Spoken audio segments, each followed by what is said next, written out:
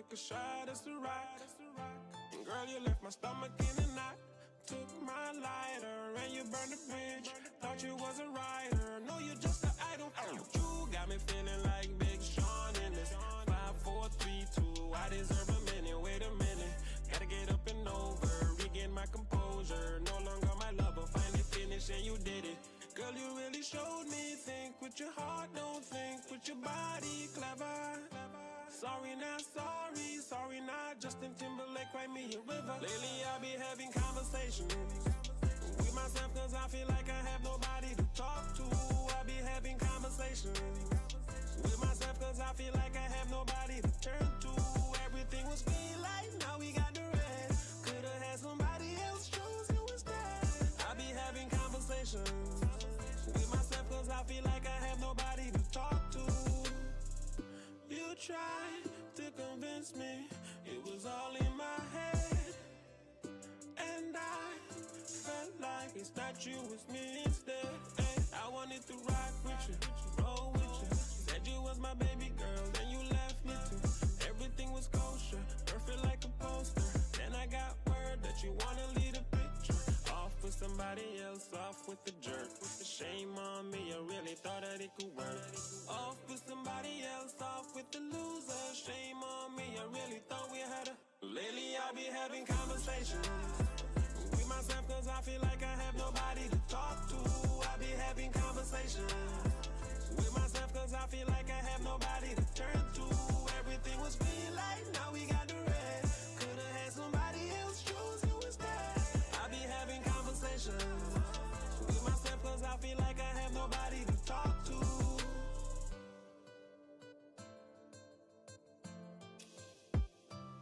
Everything was green light, now we got the red. Could've had somebody else, chose you instead. Yes, global greetings, Wally. Global greetings, Brian Mega. Global greetings to you wherever you may be around the world at this time. It's a pleasure to be here with you on another edition of the topic here on Real Entertainment Network.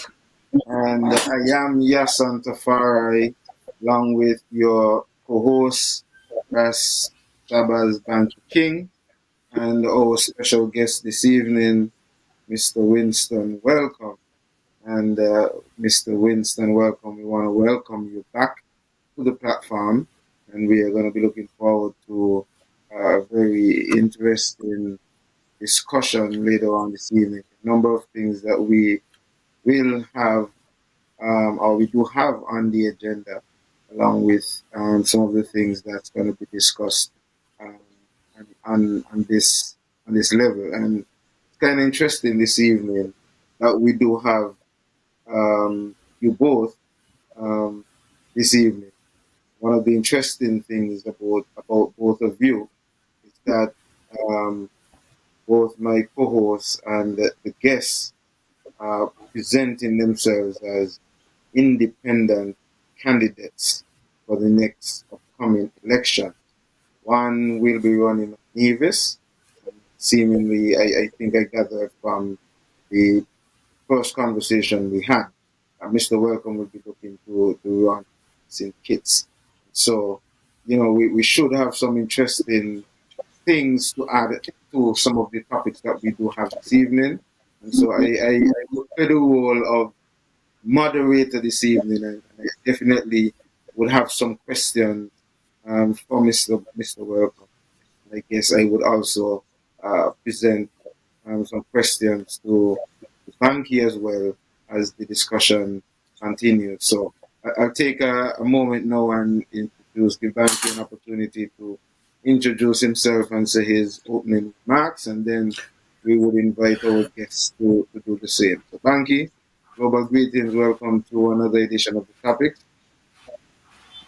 Greetings, Jason, and greetings, Mr. Welcome, and also greetings to the listening and viewing audience, wherever you're at. Greatly appreciate you guys tuning in on this another Tuesday evening of the Topiks and Real Entertainment Network. There's a lot of different media house out there, and you choose to stick with us and shows that you enjoy the shows and the topics that we keep bringing forth to you all and educating the general public and trying to be different in a sense like that. So good evening to the folks in the neighboring islands, also the folks here in Ole and Layamiga, which is the ancestral name for these twin sister islands, also the folks in Saban, St. Bart's, the U.S. Virgin Islands, the Bivy Island, the folks over in Montserrat, and also the folks in Antigua and Barbuda, along throughout the Windward Islands, also the folks in the diaspora, which is not, especially North America, from the Florida Keys right up to Maine, not forgetting the state between Boston, New York, Atlanta, Chicago, Concord, all of them, but also folks over in Europe, England, over in Africa, Asia. Wherever you're at the sound of my voice, whether it's morning, good evening, good afternoon, greatly appreciate you guys tuning with us. We know it's different time zone at the same time, and you all got to get up early to work, but you choose to support the show. So without you guys, the show wouldn't be successful in a sense like that. So we really appreciate you all. Also remember, the telephone number is 1-869-662-7196.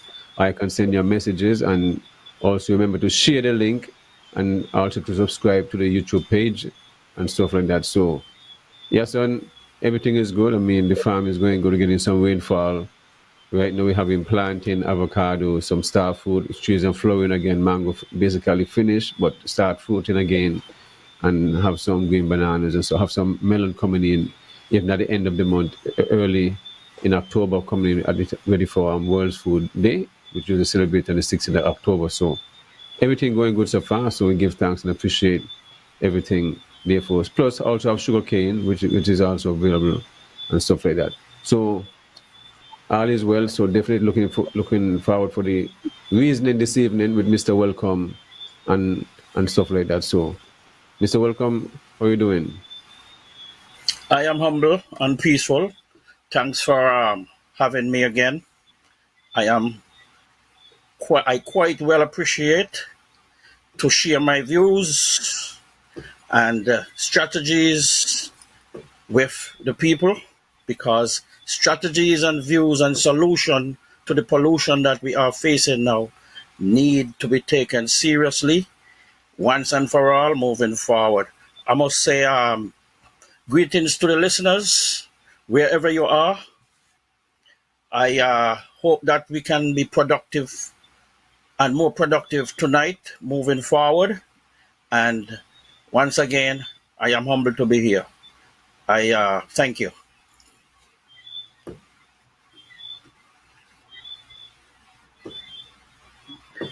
Back to you, Hassan or Banky. Yeah. Yes, Just on your my bad. pause. Yeah, my mic was muted. My bad. But I was saying, I am welcoming back Mr. Welcome to the platform. It's a pleasure having you back, and I do recognize your voice on a number of platforms and other calling shows to demonstrate that you are really seeking to stay in tune on the ground and be in touch with what's happening here on St. Kitts and Nevis. For those who might be listening for the first time, I would want you to give a little synopsis of yourself, your background, and tell the listening folks a little bit about you prior to jumping into the political ring, so to speak. Thanks for that. Like I said, my name is Winston Welcome, and also Winston Manners. My father side is Manners in Nevis, and my St. Kitts side is Welcome in St. Kitts. I actually started out at Molyneux, the village of Molyneux, going to primary school, advanced to Kayan High. I spent 2.5 in Kayan High, and I moved over to Nevis because my grandmother and grandfather had favor in me from small. So I was able to have both culture, and I am glad I got that upbringing. Nevis actually close to my heart because I was able to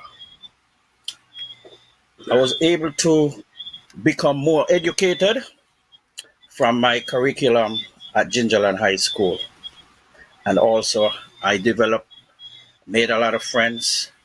So I must say shout out to all my friends who during school time. I know you all still remember me. I still remember you all.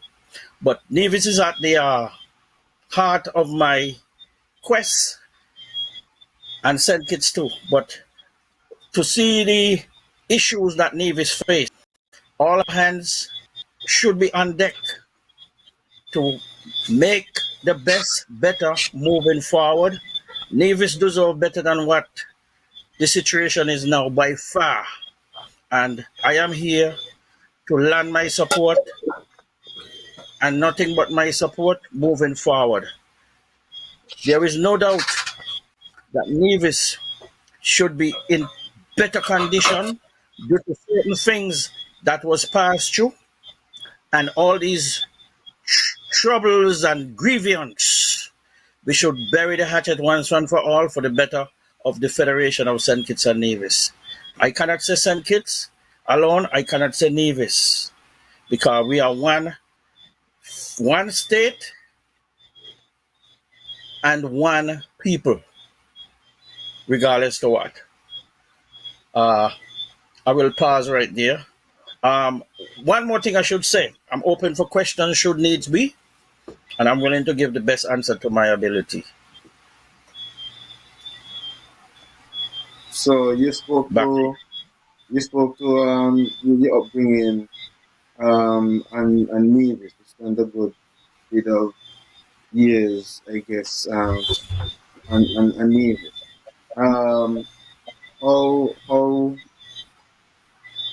How long have you been out of the Federation of St. Kitts and Nevis?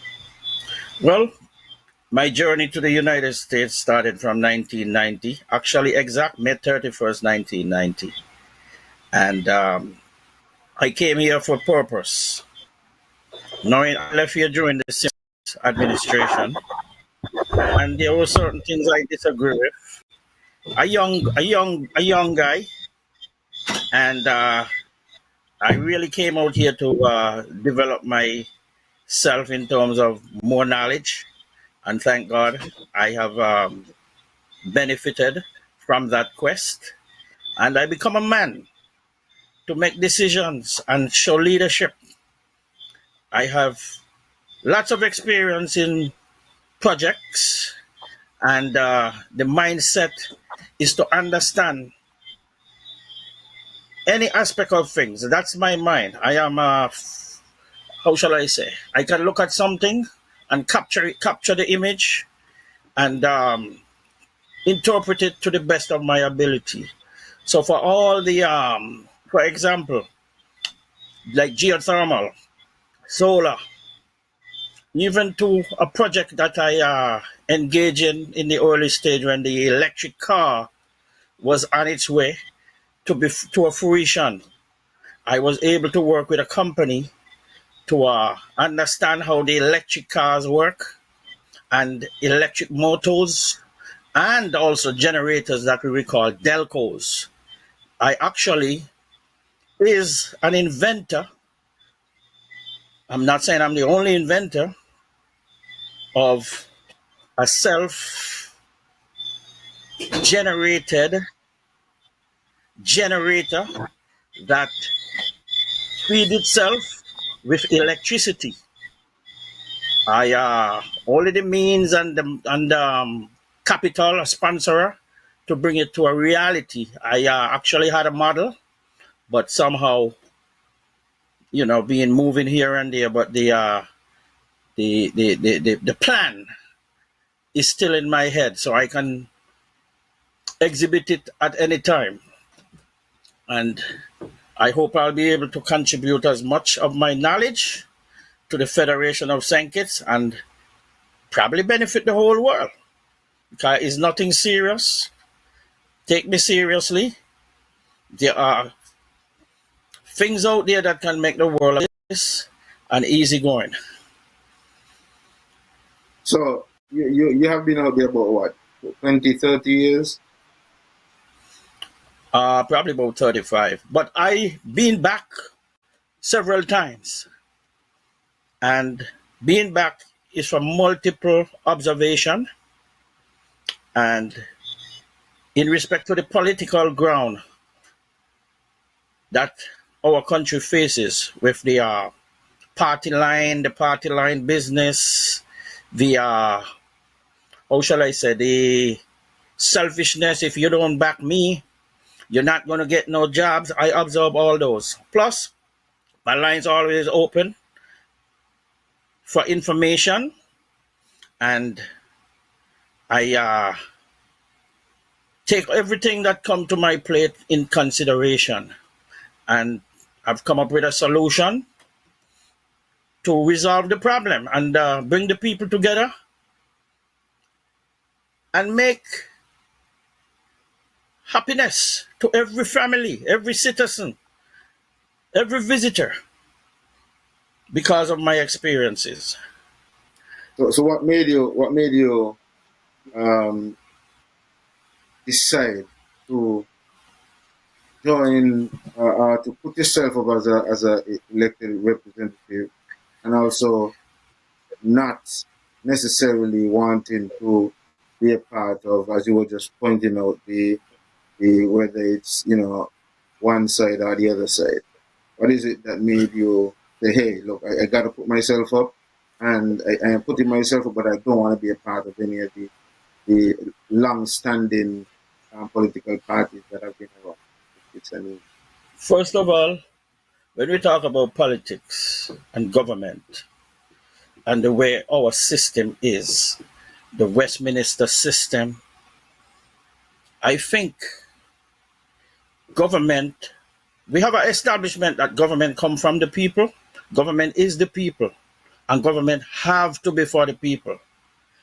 Now, we choose representative to represent us on the international scale and the local scale to make sound decisions.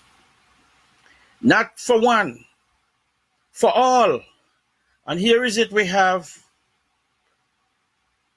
grievances, selfishness, and one should separate themselves from these dangerous thoughts and deeds. I have put myself in the middle of the equation, but I have to be convinced with facts. And I'm not an easy person to just side it with people. You have to make sense to come with a decision that will satisfy any party. That's where I call myself the missing link that can fit in any link. Break a chain, you could put me inside there as a link. I could solve problems, and I'm good at that because I'm a humble man and very disciplined. And I came up in a discipline that take me a long way. If I should mention that, I came up very strongly in good martial art training, teachings, and that sells me a lot in anywhere I go in this world. So, let no one take me for granted. I am serious in the quest right now because it is well needed. I don't have time to go around the bush to announce my candidacy. So let it be known, like I said, I am in to help the people, help my people, so that we don't go through any misunderstanding, any, as I will use a word, the bubble business, the shiesty business, or the Jamaican will say the generalship business. So I know all those. The outcome of in spite of everything, is to make St. Kitts and Nevis better once and for all, moving forward.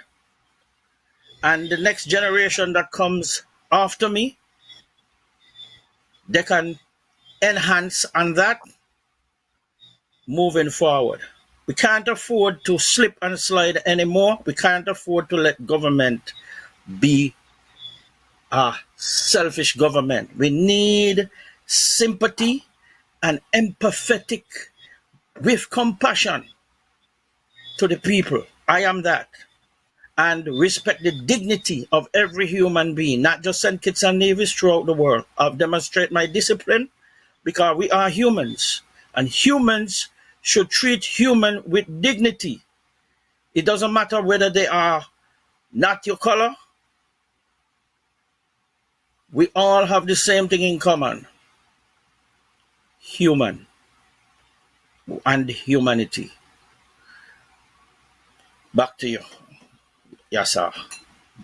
Banky. All right. So it's a good introduction and a good way for those who may be listening to the discussion this evening. That's one of the reasons why I kind of ask you these questions, because, like I said, it's not your first time on the platform, but for some persons who might be listening for the first time this evening, well, he's get a little idea, a little background of the guest and some of what his intentions are as we continue, and would maybe be able to add some sort of premise to the discussions that we may have, knowing that here is it that we're not just talking to a guest, but this guest is seeking to put himself up to run. And for clarification as well, you did say that it is the seat of the Prime Minister, which is constituency number 8 4. Correct. Is it 8? Correct. 8, right?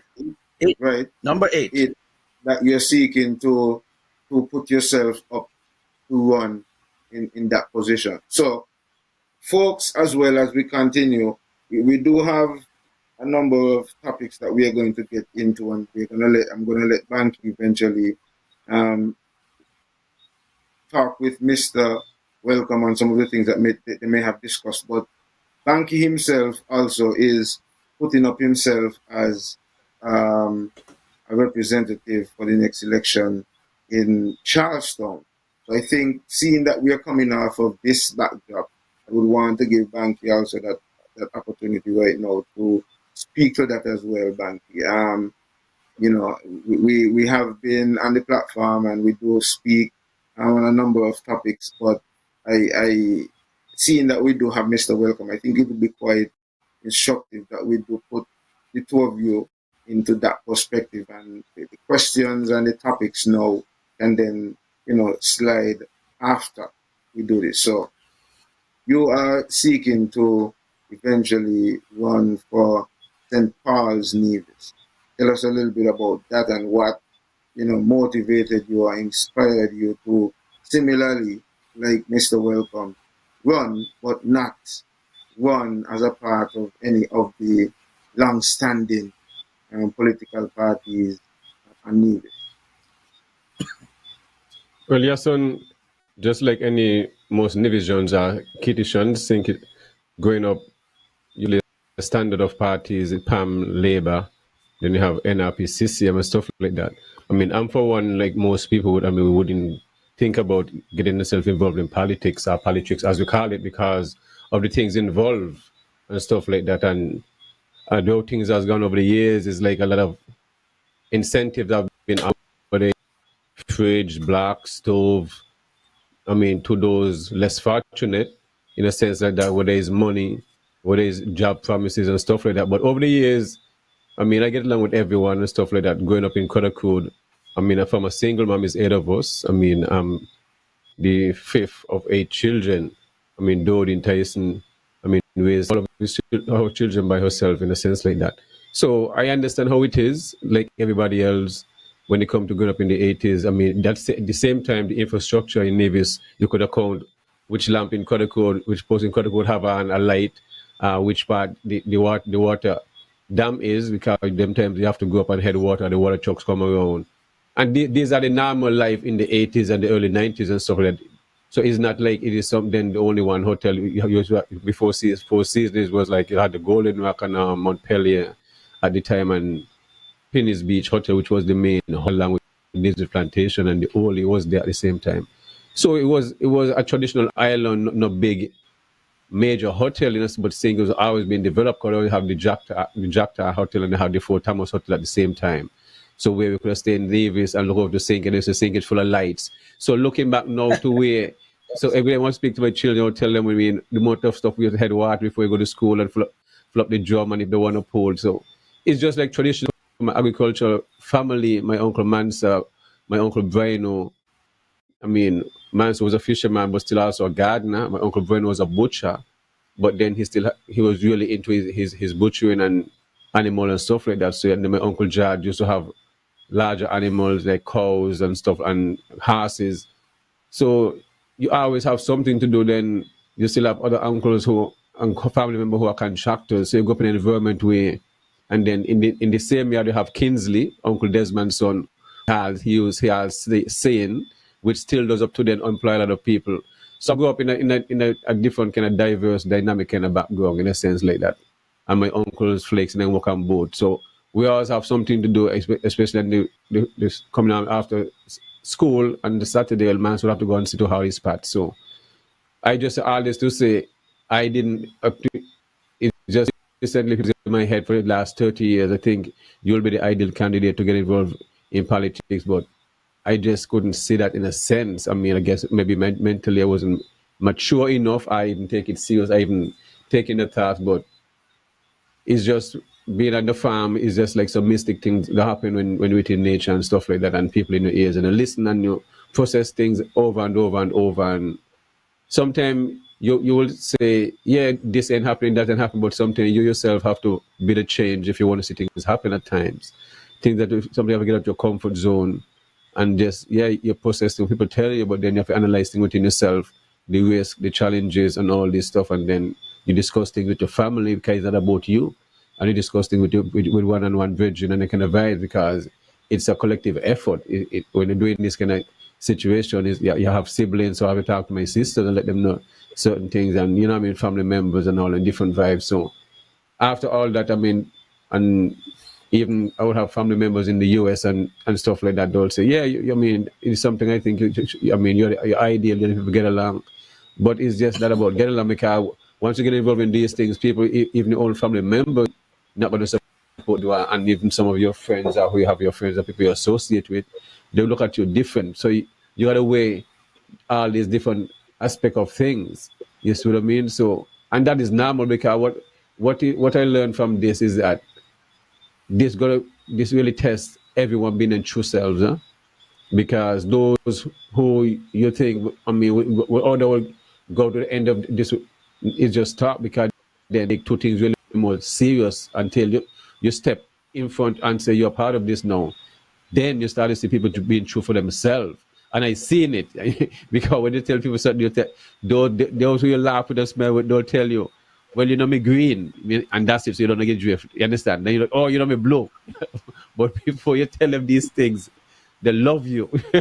You see what I mean? So no, it's like a movie to me. It's like a joke, because these things, because that's what these people be all the time.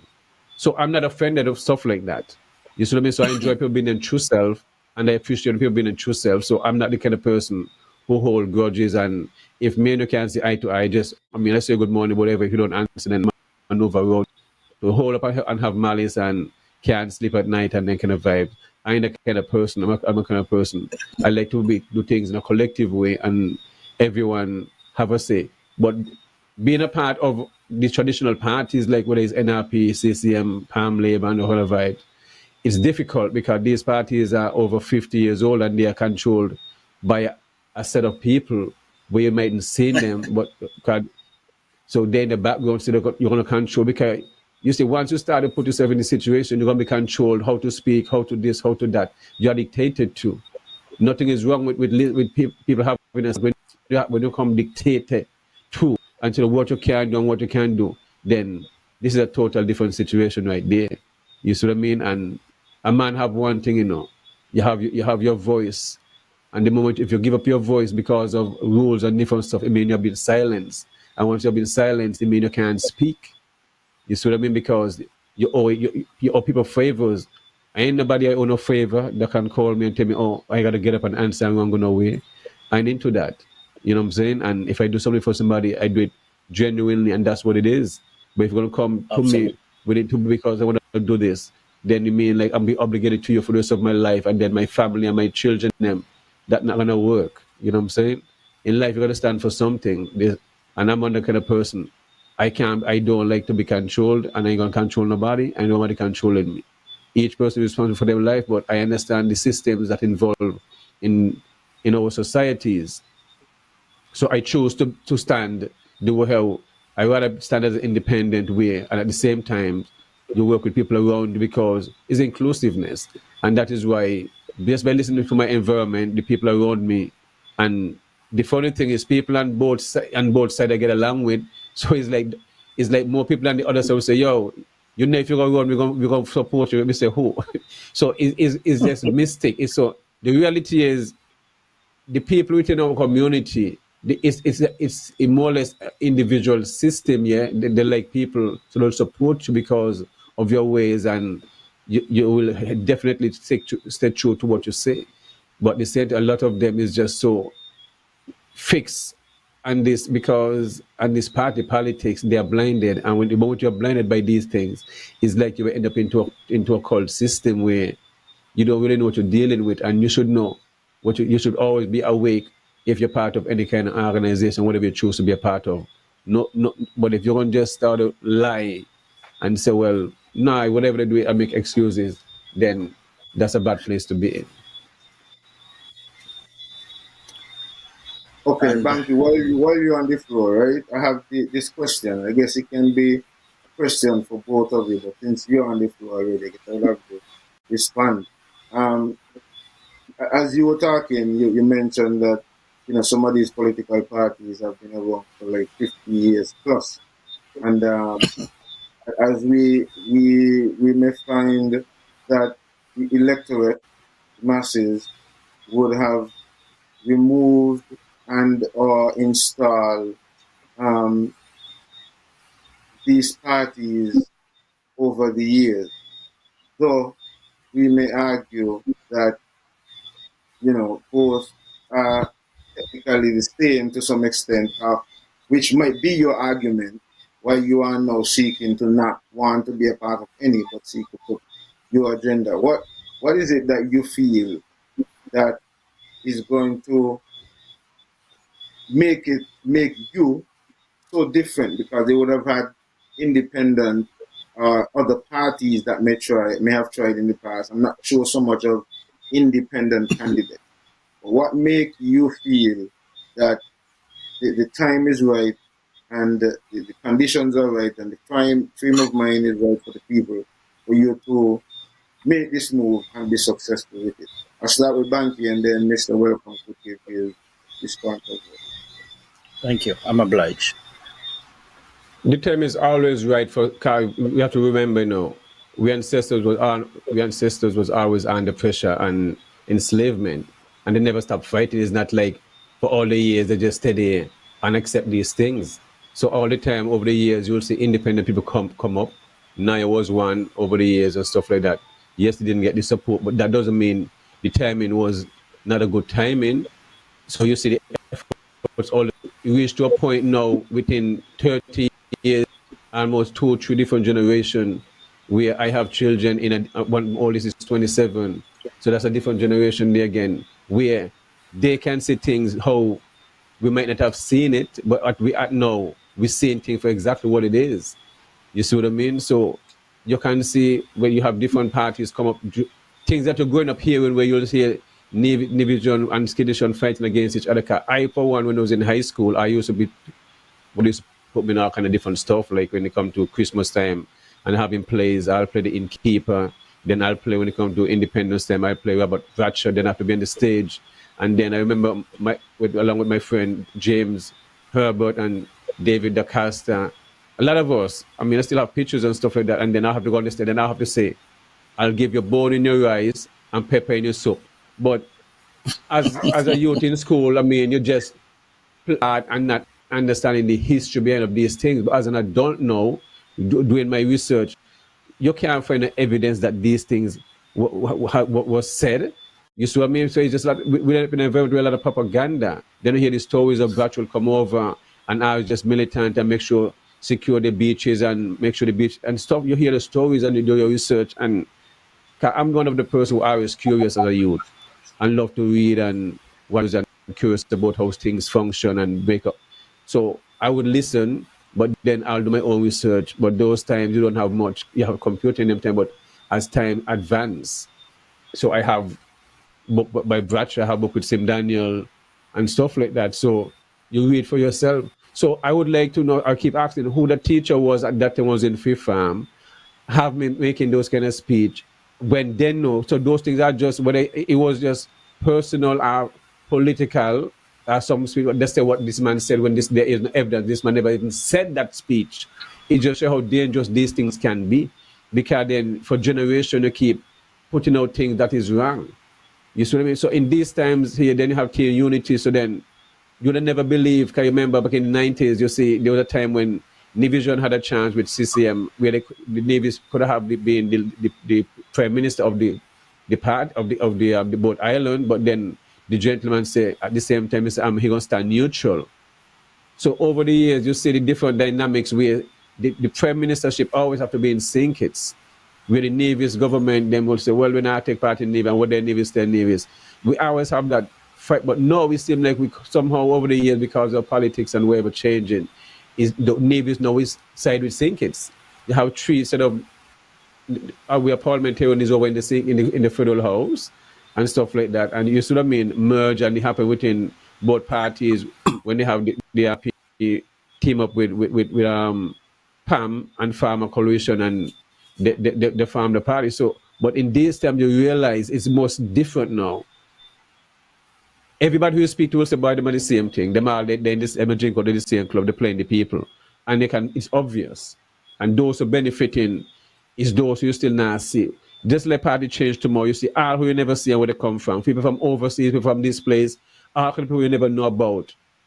And then those who really support this party, the poor people, get the trickle down. And then people who you don't even know, they're just using the people, and they happy. It's just like you're just changing this sheet, but the bed remain the same. You're just changing colors. It's just a different generation, a different, we must say, family start to end up in a hierarchy, and different people are eating at that alliance. So once you take around and you suck up, and it's like you're selling your soul to be obligated to these people for you to, and that is wrong. And the resources belongs to the people, and the people should benefit at all times, not a few, and not you should not be forced. You should not be forced and be preyed on when the resources belongs to all of us. We are the natives. We ancestors have to fight for these places, and we have lost ourselves and run into a Westminster style system where it's like dog eat dog. If you don't support me, or whether I support you or whatever. I see these things happen. Can I work within the civil service? Somebody have to ask me about these things so I can speak. When I speak genuinely. And when people speak, things come out the mouth, and then they say, and I end that I went to say. What you went to say? Yeah, when you come out your mouth say so. So now you come out your mouth, but then it just come out. So these things happen. So when this it does, so this is the perfect time being as independent now, where you see the people really, and this is the most time you realize is a large amount of people coming out at any given time, stating that they're going to come out to be independent candidates. So within this sector, you might find 11 independent candidates, one in the federal and 5 in the local. So it's really to show it's a different time where the mindful of the people when it comes to listening and analyzing things for themselves. So you have more people not and really on the island not voting. What is happening in our election is people who are not from here, who are coming from around the other region, is who making our election and deciding the election, not the locals anymore. We have now bringing in people, so a lot of stuff need to change when it comes to we sending a lot of laws and stuff, and it really affecting our small space in a sense like that. But this is the time, and those are the things that cause you to want to say yes. I am going to jump in, and I'm going to jump in. I don't want to be a part of any of these traditional parties. I'm going to run independent. Those are the things. It just comes out. Yes. Okay, so Mr. Welcome, on your side, what is it that make you feel that, you know, as Banky would have mentioned, 50 years of these parties, I'm going to jump in, but I'm not going to be a part of them. What makes you feel that you're going to be successful? What is it that you think that you're bringing to the table that is going to be such a game changer? To use the word that is being funded about right now. What's going to be such a game changer for you as an independent? First of all, from my observation here in the United States, remember I came from, like I was a crab in a barrel, and I happened to find a way to get out that barrel. And I escaped and traveled very far, right here in New York. And looking back at my country and see where I come from, I said I can't be a part of that anymore. Never again. I will enter back into that barrel unless I have solution to help the other crabs that were in the barrel with me, and to share everything that I can learn out here. And it's still not late. I have a lot of things to share with people, personal experience, survival experience, and looking at the politics in St. Kitts. The politics in St. Kitts is selfish politics. It is for oneself, as most of us will say, party line. And who are in these mix all the time? Recycle politicians. You flip from Palm, you slip to Labour, you slip to other parties. Okay, now we have an independent. We have independents coming into the mix.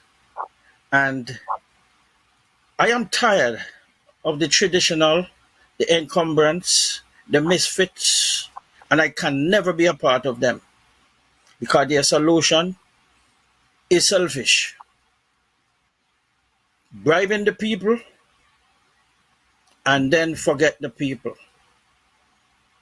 And I say enough is enough. I am at a spiritual discipline understanding where I cannot be caught, I cannot be conned. And for those reasons cause me to say enough is enough. I have a fix. And the fix is to respect the people for who they are and respect where we are as representative should needs be and should they wish. The politicians who are there in power right now, I condemn each and every one because they play with people's emotions and they change from the mandate that they presented before the people. And there is a sign, promises are comfort for fools. And all I can see is fools in St. Kitts. I'm not saying St. Kitts people are foolish, but it's how the politicians manipulate them. They mold them like a dumpling. Okay? I was not there to be molded, nor manipulate. I was the crab that came out, or I am one of the crab that came out of the barrel and willing to go back and make a difference. I don't know if there are others. I hope there will be others. There should be others. And let me make this clear. America does not belong to me. St. Kitts and Nevis belongs to me. Okay, I'm here to learn and be a law-abiding resident or citizen. Actually, I'm a resident.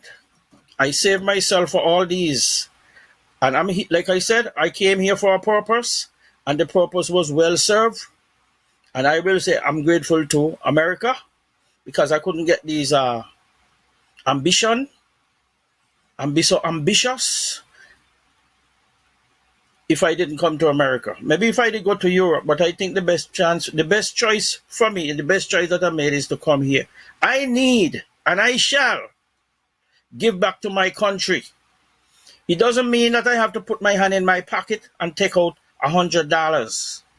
But the knowledge that I obtain That means a lot, and that's wisdom.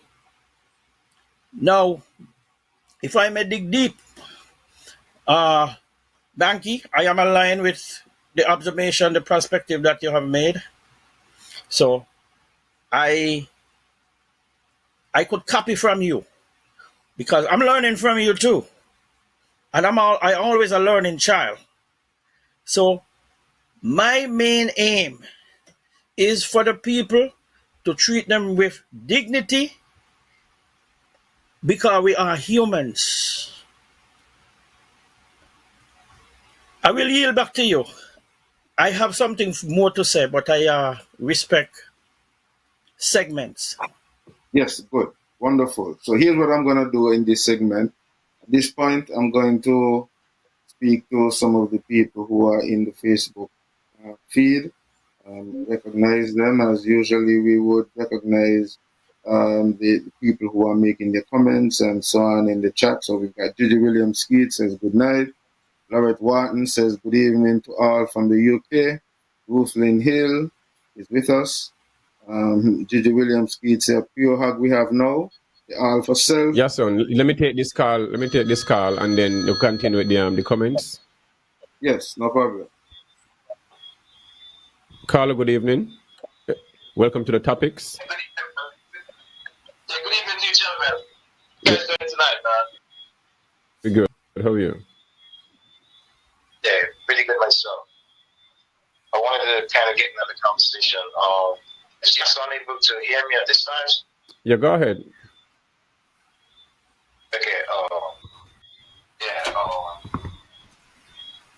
Let me just chime in a little bit. Yeah, good evening to you guys again. I wanted to ask your son, right, if there was any time before that because we have two persons on the panel tonight, that's candidates, right? Was there any time before that we got like a pitch on these two candidates? And if not, can we get a small, brief pitch from them? And then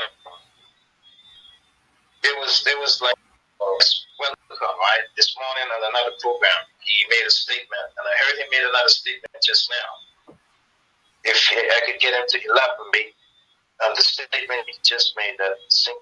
Nevis belongs to him, can he elaborate on that? And on another program this morning, he made a statement that Mark's wife is a part of the government, and I believe that he got cut off, and he wanted to explain himself what he means by that. Is there any room for that type of discussion tonight? Well, are you taking any type of question?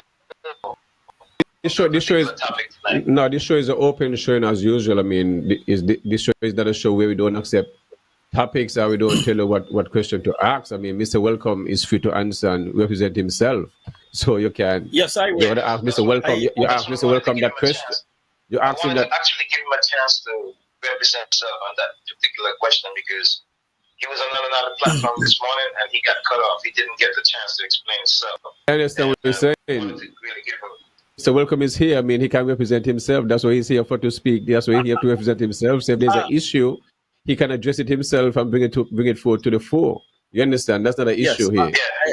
That's not a problem. That's what I'm asking him to do. So being that both of you guys are candidates, I would like to just get a brief, like a pitch from both of you. And yeah, but I'm not about pitching a ball. I mean, that's what I'm saying. I'm not playing this traditional, you understand, political thing. You understand? Because it's only like the same. You understand? I'm not like a card. You see what I mean? I'm not about that. Like, if we're in an environment where people know that they think that is against them, so there comes a time, as I said, we ancestors. You see, we don't need a politician. If you see something is wrong, you up and make the change. You understand?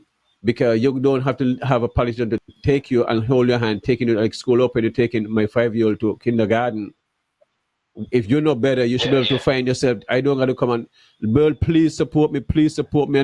And when you support me, I'll give you this job. Virgin, I beg you to support me, If you know your issues and I'm putting up myself to sacrifice my family time and all these things, I shouldn't have to beg you. If you see the change and you know what you're going through, why should I have to come and promise you this? It's madness. I shouldn't. It's not like that. Otherwise, we're not changing anything. You see what I mean? We just continue because you're telling me to come send a speech. What pitch you want me to come with? The same old speech like everybody else?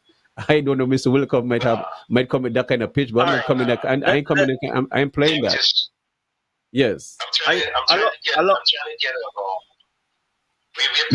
But finish up what you're saying, so Mr. Welcome can answer what you're saying.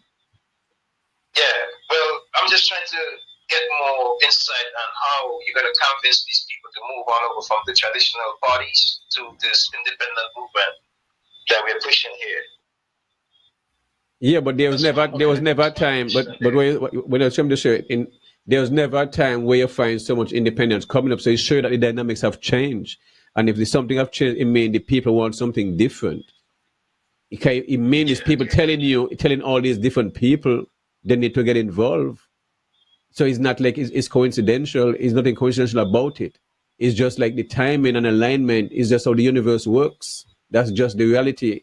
If you're at that type of level, that's just what it is. You see what I mean? It's just that in this time we know what the issue. You can be an independent candidate if you want, because you know the issue and represent in your constituency. Because you see what the issues are. Anyone who listens to a son of a voice, Yasan can be an independent candidate if he chooses to. You see what I mean? Any one of us any one of us have the right to run as an independent candidate because you're native. That is your rights. Even if once somebody vote for you, somebody supported you, that's just what the reality is. It take nothing off of any one of us. You ain't got to have no big degree or whatever and be some professional or lawyer or teacher. It's nothing like that. It's not that serious. You just got to be true and genuine as a person who you are, and that's it. And just be true to yourself and true to the people. It's nothing. But that's just my piece. Okay, seeing that you went down that type of line, right? I wanted to introduce something into the conversation, the Bryan Clause. And the dual citizenship clause as well. The Bryan Clause, which apparently seems like is blocking persons in the diaspora who has a foreign passport from participating and putting their name on the ballots.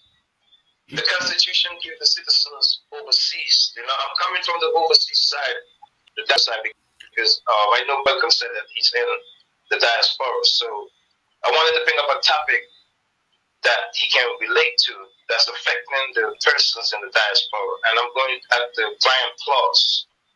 And possibly the dual citizenship, but I'm for Bryan Clause.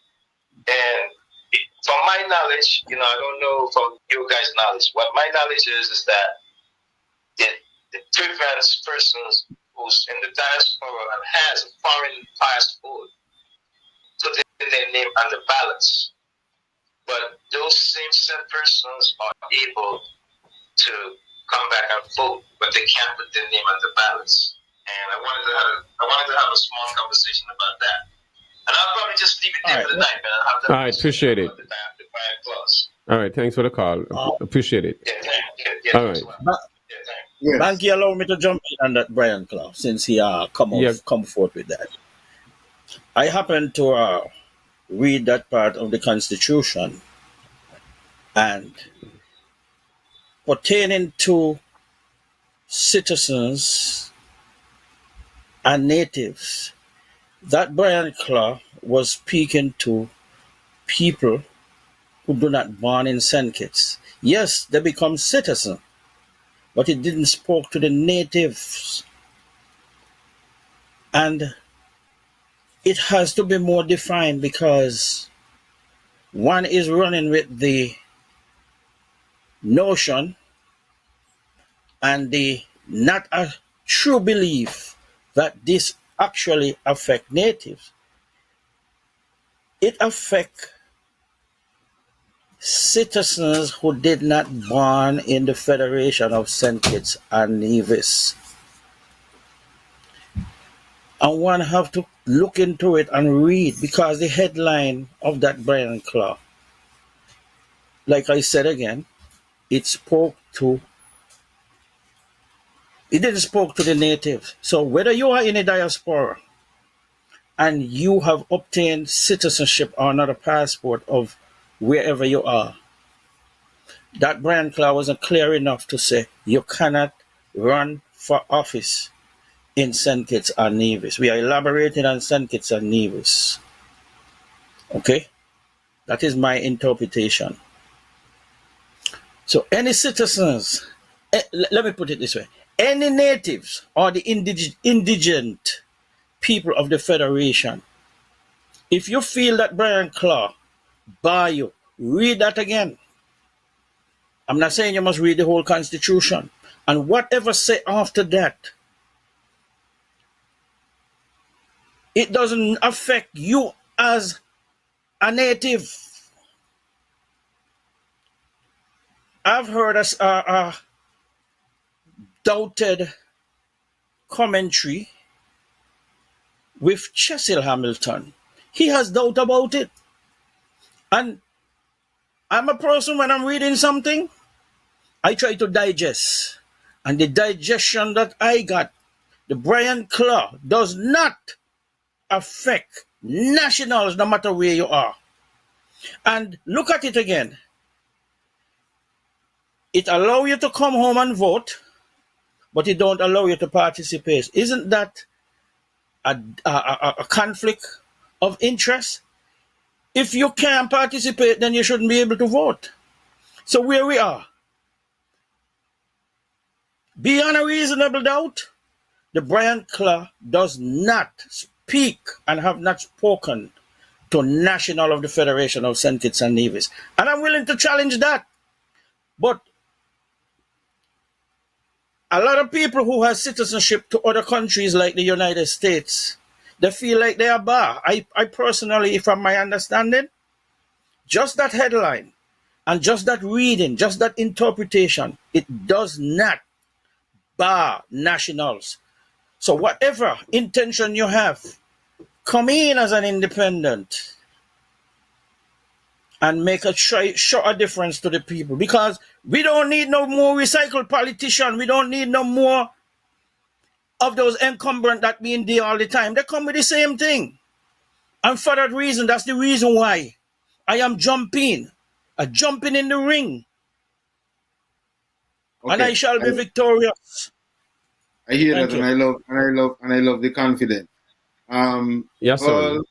Well, I am not certain if you were listening from the beginning of the show, but I know you asked for a sort of a pitch from Banky and from Mr. Welcome, but I didn't ask for a pitch, so to speak, but in questioning them in the reason why they got into or they opted to take on the politics and not just only jump in, but also giving an explanation as to why they opted to move independent versus joining with one of the parties. I think they went into a bit of that. What I plan to do with the format of this discussion as well is, seeing that we have the opportunity to have two quote-unquote independent candidates on the platform, I am going to, in some of the topics that I would have had scheduled for this evening, I am going to present some of the topics to you guys and get you guys to weigh in on you being, so to speak, the elected official. How would you address, or what would be your take, or what would be your suggestion or solution to some of these issues? And I think this is how I'm going to move forward with some of the other topics. Before I get into the topics, though, I'm going to go back to some of the people on the Facebook wall who are making the comments. So we have Carlisle Paris, who is watching. We have Ramon Granados, says good morning from Lombok, Indonesia. So we've got people all the way in Indonesia locked in here. We got German Brown locked in. We got Gigi Williams Skeet asking, how come the Constitution seems to always have something that is not clear? She also added that SKN may need term limits. Javon Green, responded to Gigi by saying, because it was written for certain people to abuse it. That's when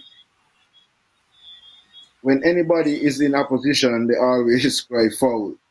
And then Gigi says, remember Nevis also has a third party. Okay, so yes, there was the MRI, I think, MRM movement. So that's another party, but we're talking about independent candidates, okay, who to some extent are not a part of a party. And as Banky mentioned, there are a number of other independent candidates who are popping up, because I ran into Mr. Paris of Paris Pharmacy a couple of days ago, and he told me that he's looking to run as well.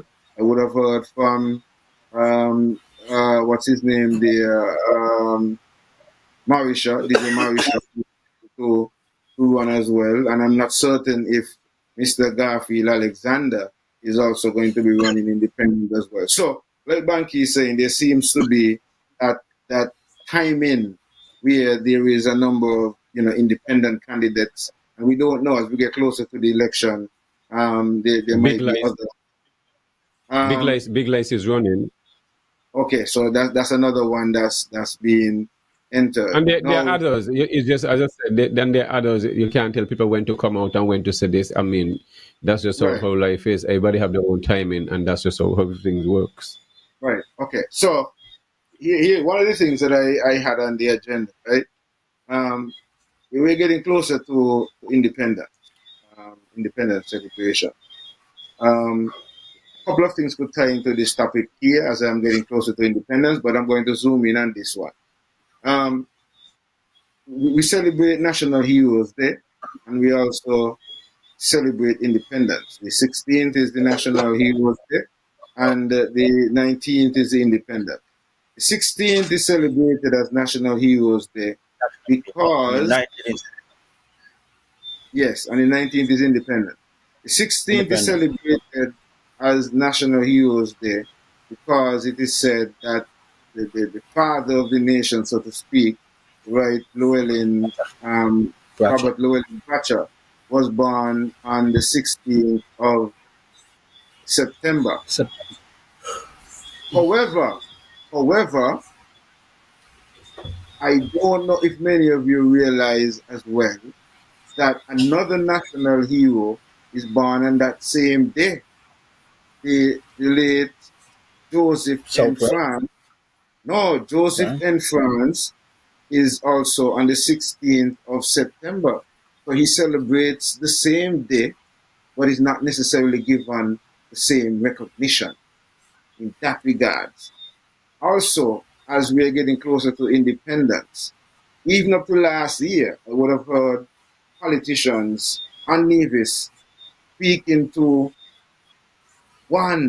only one national hero that we have from Nevis, when the reality is there's two, because Joseph N. France, though he contributed most of his political career to St. Kitts via the St. Kitts and Nevis Labour Party, he was born in Mount Lily, Nevis. So Nevis really goes two national heroes. However, one is not given that recognition. Both of you, Banky, you are running for Nevis, and Mr. Welcome is going to be running for St. Kitts. What do you think you guys can do in terms of, or will do, in terms of helping to recognize or give the recognition, the necessary recognition that should be given to a brother like Joseph N. France, who, when you look at his political career as well, I don't think he has ever lost. If he ever lost when he was running, it might have been only one time. But he was always successful and was able to be successful in the village area. What would you guys do in terms of seeking to, one, for Nevis, give him the recognition that should be given on Nevis, and two, get the recognition or similar recognition as a national hero, seeing that national heroes there, he was on also a national hero. So I don't know which one I want to jump in first, whether it's Banky or Mr. Welcome. And he's in the national. If he's a national hero, and he's in the Heroes Park with the others. Yes, he's in the National Heroes Park with the others. Yeah. Okay. So when you say he's not celebrated when how Bradshaw is celebrated, all of them get celebrated at the same time, and National Heroes Day. I'm trying to over what you're saying. Don't they go and commemorate all of them the same time and give all of them the recognition Southwell and all of them? I'm trying, and then because on that side, because he served in St. Kitts, I can see why they have him. But it's up to the division and with the federal cabinet to make it a part of the educational system. Yes, he was from Nevis, which the information is there, but on the Nevis side of it, we have an obligation if we want to celebrate him too. You should, but all these things we shouldn't have to be talking about, Yasan. I mean, I'm 48 years old. You're the same age. So why are we having this conversation? This is just like you're talking about there is no comma have been changed in the Constitution. You see what I mean? So this is why all these things are coming up, because we have overlooked a lot of these simple things that can be addressed. It's just like, let me say, it's just like a school have been named over to Denzel Douglas over in Sadlers. So there ain't no teacher in the school could name after. And name are two teachers or three teachers. You put on a boom, boom, boom, ask somebody. You see what I mean? We just keep finding pure national. Yeah. Yes. Banky. What would Banky do as the new minister? Is not me. It's what the people. You've been listening to the people, my brethren. This has nothing to do with me. I'm not the kind of person about me. You consult with the people. The people want these things to happen. They make a comment, and then that's it. These are simple things, my brethren. It's about educating the people on these things, and if the people want this change, then you start putting the things in place, the body in place, whatever committees, and you move everything forward. Then you start recognizing the Nevis. Nothing is happening with these things. Banky will put that group in place. Yes, so that's the only way forward. We keep saying if we're not going to be a collective and keep having these representative government where they just doing what they want, and we're not coming to the people. You've been talking about this thing over and over and over for 5 years. I keep hearing you saying it. You think only want to hear you say it? They choose not to, because the people are not agitated for this thing to happen. The leaders them that we have not going to do nothing about it. They're going to choose to put themselves and their part of the boys club forward all the time. Okay. It's just pure. That's just what it is. We don't have nobody else as Kim Kelly is not a national hero. No athlete, no farmers, no teachers, no firefighter, no construction. Nobody have done great things to be a national hero except politicians. Okay, so we hear what Banky will do. Let's see what Mr. Welcome will do in terms of giving some more recognition to a man like Joseph Enfer. Well, first of all, my perspective in that respect, I like the way Banky talk, and I will align myself with Banky in that respect. It's not that Banky put words in my mouth, but when it comes around to heroes, so to speak, I feel like the decision is not up to one person. I think the whole nation should weigh in on it. And if we know, and if we have a date to make that honor, then in advance, we should have an inquiry. If it should be, because remember, it's not all about one man. It's about all of us. And I am including every citizen in the mix to make a decision. Yes, there might be some decision that government itself have to make. But getting back to the spirit of hero, for instance, I was glad when Banky raised the issue about the recognition of Denzel Douglas in the school in the Sadlers. I stand for correction. When I heard of it, I felt like it should have been given to a teacher, because the teachers taught the students. Douglas didn't in the classroom. Yes, he was a prime minister, but sometimes you have to trickle it down to give jackets jacket. I strongly believe if you are a hero in cricket, you cannot give a baseball hero a cricketer recognition. Both have to get its own, and the chip should fall where it should be. So with that's where I will put my weight on. That recognition that Denzel Douglas got, if it has been done already. I think it's a teacher, like a headmaster or headmistress, because they're the one who do the work. They're the one who invest that educational structure into the children. But we can't just jump to politician. It's not fair. It's not right. To me, it's not even ethical. So let the chips fall where they may. Every sector, everything has a hero, narrator hero. But you can't be a hero when you should have been. You shouldn't be a hero when you were a cricketer and giving it to a basketball player, vice versa. Well, So I will keep. I don't know what is or was the criteria for the naming in terms of the name for Denzel Douglas and the school. Likewise, for national heroes as well. I don't know if there is a limit or a scope, or what is it that is the criteria for one to become recognized or be even suggested or recommended as a national hero.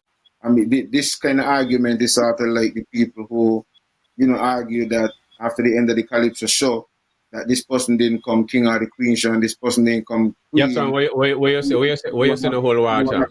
Where you say the whole where you say in the whole water? Where you say no make no sense? You like you make excuse for this politician.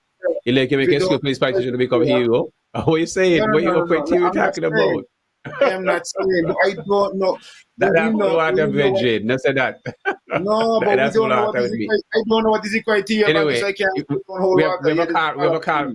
Yes. Okay, so the criteria just for all politicians then, that's the criteria going to be, that's what you said? But we have a call coming in. Let me take this call here. Let me take this call. Caller, good evening. Welcome to the topics. Yes, so just back in on that topic about, Douglas being named after school being named after Douglas. We have 5 national heroes, and they're all politicians. But look at how the people are disgusted with these politicians who are failures. Man, the people on the ground don't have any idea. The conversation that we are having all these days, all these months and weeks and years now. These politicians, they are failures. Man, Douglas himself is a failure. I don't care what nobody say, man. I mean, if you're a cricketer and you're outstanding, big up to El Comido Willett, that needs to be recognized as a national hero. And if you're an outstanding cricketer, you need to go to the Cricket Hall of Fame, not to the Baseball Hall of Fame. Man, big up to Ermelita Jeffers, from right up there in Mount Lily, Yasan. Yeah, you know who I'm talking about. Who was my school teacher. Big up to Andrea Busu, from up there in the Butlers area. These are women that contributed years, man, towards molding us as young kids growing up. But you will never hear of them. But I can tell you, as a citizen of St. Kitts and Nevis and from Cotton Ground, Ermelita Jeffers and Andrea Busu, man, they made a significant impact on my life. Ben Douglas was not a teacher. Let him stay in his lane. There must be a teacher on St. Kitts, a head teacher, and primarily a female. It's about time we break ranks with the gender.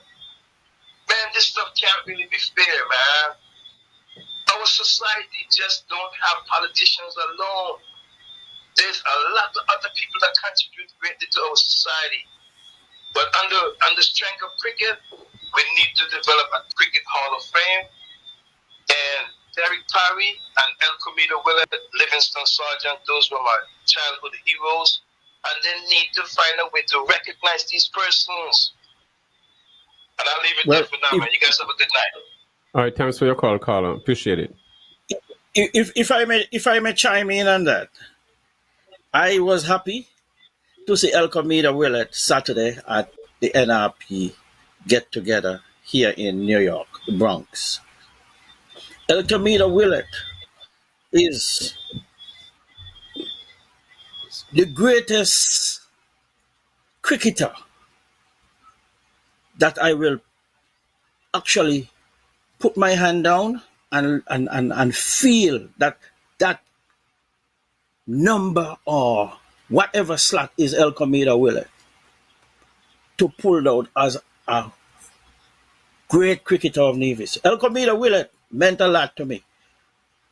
I made St. Kitts youth cricket team in 1983. And I started out when I was going to school in Gingerland. El Comida Willett was my coach, and he taught me to tweak the ball. Unfortunately, I never get to be selected on the team. And I went to St. Kitts with that same technique that Elko taught me. And I made St. Kitts youth cricket team, went to Montserrat and participate with Ricky Basu, so from St. Kitts, Marlon Henry, Sylvan Bartlett, Winston Welcome, and another gentleman. I forget his name right now. But in Nevis, Keith Atherton, Stuart Williams, Andrew Merchant, Oscar Walters. But it was because Willett make me. And my spin bowling was because of Willett. I was happy to see him, and I must say, thank you, Brother Willett. Thank you, Coach Willett. But I took it over to St. Kitts. So I have that recognition for him.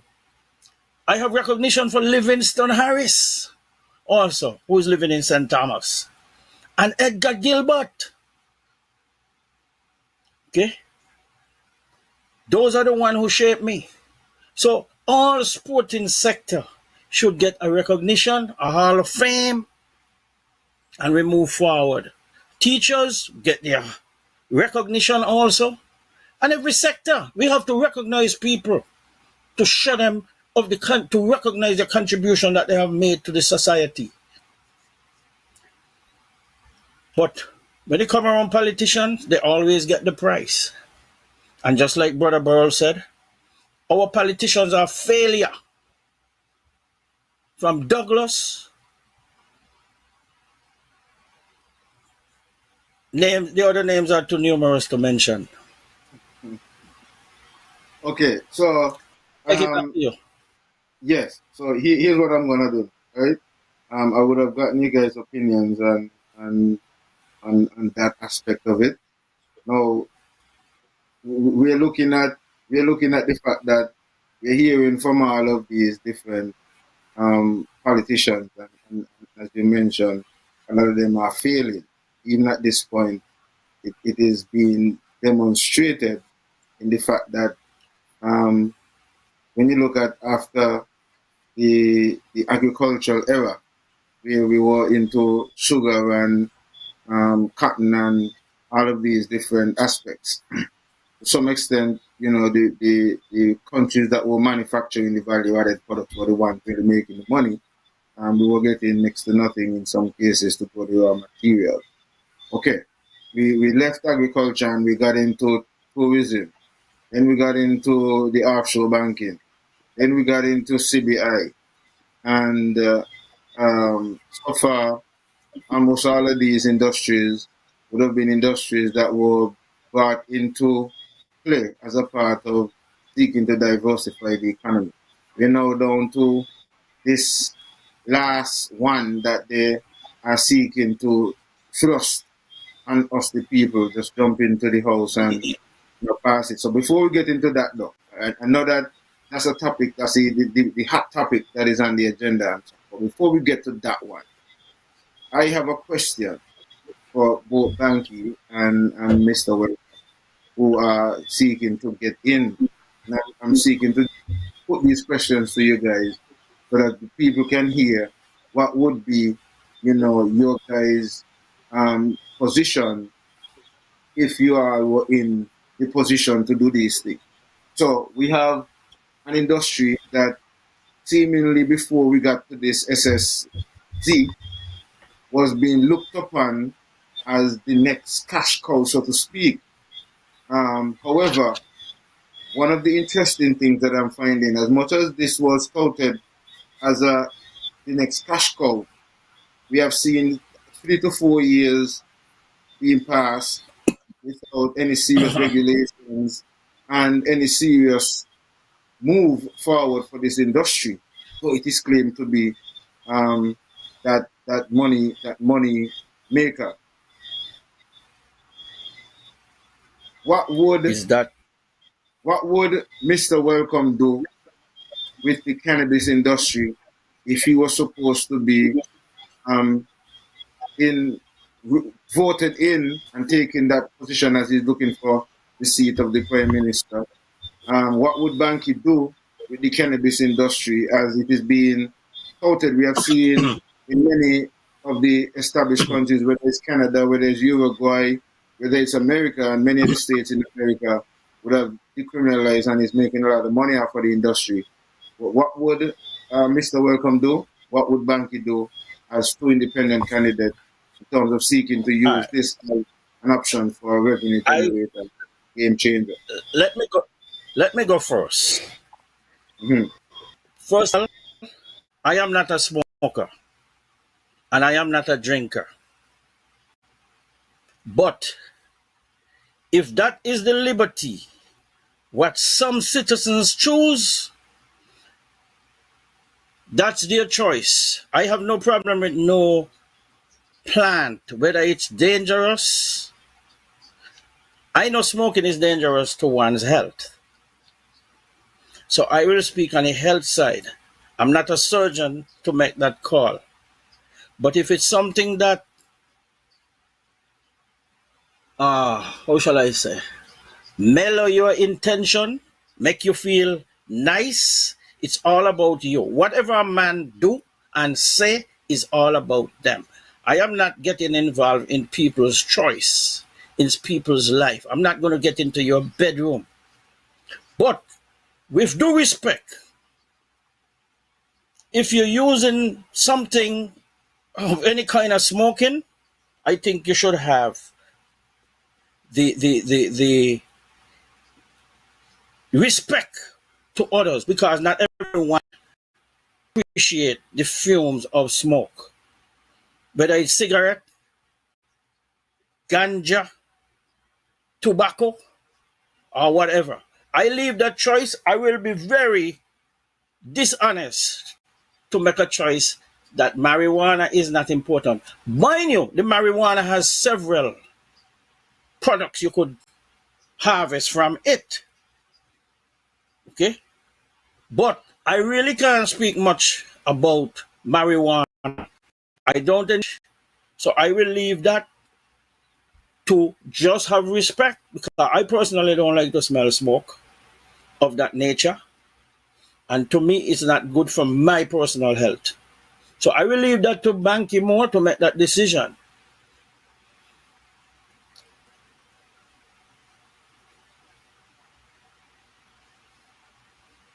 Why me? Why leave it up to me for?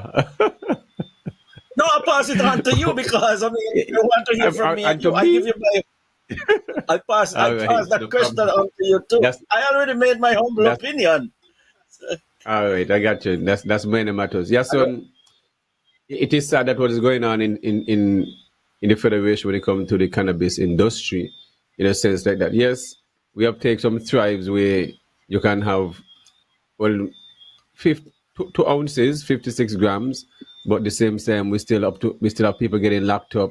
You can have 6 trees, and at the same time, this agreement is not really set well with the laws that were passed when it comes to Sankofa and coming to a consensus if these are the right amount of trees or the right amount of cannabis that one should be allowed. The government still went and do what they have to do in a sense of that. So, but let's say hypothetically you can have 6 trees. So if you can have 6 trees and one tree give me 5 pounds, and the next tree give me 2 pounds, and the next you saw me so end up and got 15 pounds of herb. Police gonna still come in my house and charge me for getting large amount of cannabis when I get them after the same trees me harvest. So all these things are really not clear. So it shows it's a big conflict when it comes to those who are passing these laws just really don't have a clue what they're saying in a sense like this. So we really have things would really have to be done differently where education is the key. Okay, in this present time, whereas you can have when it comes to function music festival back to back, you're allowed to have 5 drinks to go in. There is no age limit where you can have a short ID to come into that place. Where I mean, what do you mean underage people could be smoking too? You see what I mean? Because these things should not be happening in a sense that so. Therefore, all these things will have to be changed. And if we say we're moving to to develop an economy, it means your native must come first. There, you must have land policy that allocated to the traditional farmers. There ain't no reason to bring in people to go to herb, when your people are been going herb for years upon years. And what is needed is the tools, the machineries, and the infrastructure and training. And that's all it is. We have lost our ways where we always feel like somebody have to come from outside and tell you how to do your thing. What people want is your traditional way of how you all do things, They come and want to say how you all I do agree things, with get you that. all strange. That's what people want from us, So we got to protect our techniques of growing things, or because the way we go about doing things, others don't. Because and the thing is, who set these markets? Who set these standards? We're at a point where you can't even come up with your own standard if you want to trade it in the region, because the region is not even doing stuff, carrying that together. We got to come better than this. We always have to set a standard by some other race or some other entity I is looking agree. up to. We don't have no I brain agree. cells. I'm one of Well, those I persons who agree. believe in developing our own, and build our own brand. We should be niche. Every island can be niche. We have different type of soil. We have different type of microclimates. You're gonna have people farming in the high hills, people farming in the lower close to the seaside, within the middle of the country. But if you're not gonna allocate land, you understand, for these land that is designated for just for ganja farmers, because agriculture, and these land are allocated for crop farmers, greenhouses, animals, whatever it when you go into fish farming on land and all these things. If these policies are not in place when it comes to land policies, for one, I can't say we're serious. so These things, this infrastructure must be in place. Water policies, these are policies you must put in place. You just can't come to me and tell me you're into an industry, yet you don't earmark these things in place. So, how are we going to move forward? Remember, I'm a so technical Banky, person, so who understand the system. So it's not like I'm just going to cast somebody talk something. I understand the moving parts of it. Is a lot. You have to do chemicals import. So my thing is always is safety is rule from 1 to 10 is safety. I not compromising safety. Me not. You see. so So Banky, these yes. you being the next minister, Mr. Welcome being the next minister, you are in this situation where you inherit a government that is bankrupt, so to speak. Not Which as one? Which as one? Which Can we, which which one you one? talking Which about? We have one? some bankrupt where? With a bankrupt? Which one? Can we know you say? both, both, Bankrupt, both, who? Bankrupt both where? government, both government. The So hold on. bankrupt? I didn't know I'm that. being, I'm, I didn't no, know no, the bankrupt. I am being hypothetical, right? Oh, We have okay. I we have got you. two governments. Because you're in Nevis and Mr. Welcome is in Singapore. So the local NIA and the federal is bankrupt. You are now thinking, you are now placed in that position where you have to think of ways and means of diversifying the economy to bring that economy back. Would you, one, seek to push the SSZ zone, or would you seek to, as you were speaking, to allocating some lands to um, get the cannabis industry going, and also to allocate some lands to address the food security and agricultural crisis that we have? Because as you mentioned, if organized properly, agriculture can also be a way of generating that kind of money that is needed, provide employment, provide new opportunity for skills and training and upskilling and all that, and at the same time keeping the land. Will you seek to look at those alternatives before even attempting to get into this SSZ, or Uh, you think that the SSZ is the real solution to our major financial crisis the financial crisis that you would have inherited. But I guess I was using the hypothetical scenario. So Banky or Mr. Welcome, whichever one to go for. let me go with that. Let me take that away. First of all, when they come around interests of my country, my federation, our federation, with the hypothetical question, if I make the country in a bankrupt state, well, first of all, we have to look for investors, because in our country, we gone bankrupt because we don't have the source that to keep us sustainable. And if you're not sustainable within, you have to look out. But my attraction, my magnetic field, I will give any investor the opportunity to invest. I will be proactive to the maximum. I believe in working, and to work, you have to sweat in order to be success. And effort plus energy equals success. We cannot wait for investors to come, but we have to go get them. So we put out all the bulletin, all the advertisement, but we're going to have rules. Okay? I'm not talking about within. What we could produce within and what we know we could produce within. I'm not going to go out and look for foreign intervention.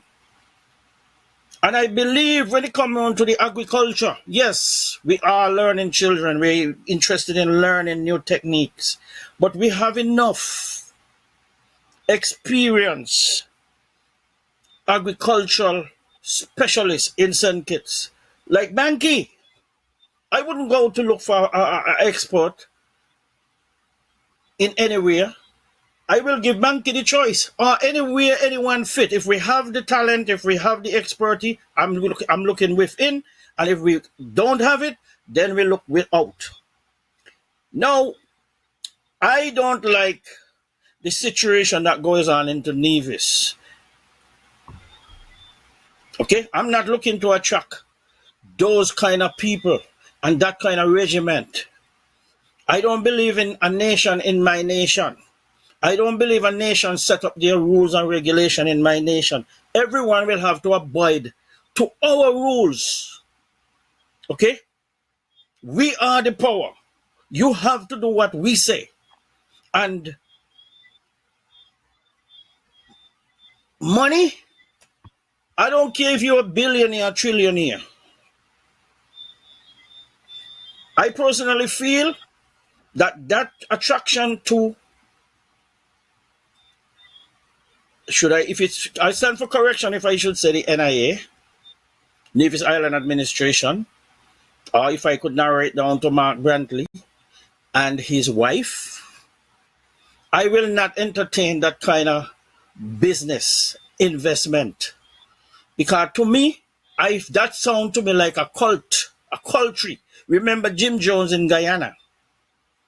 And we don't have explanation of transparency. And for the way it is, it's like shady, shisty. The people has not been briefed to the way it should be.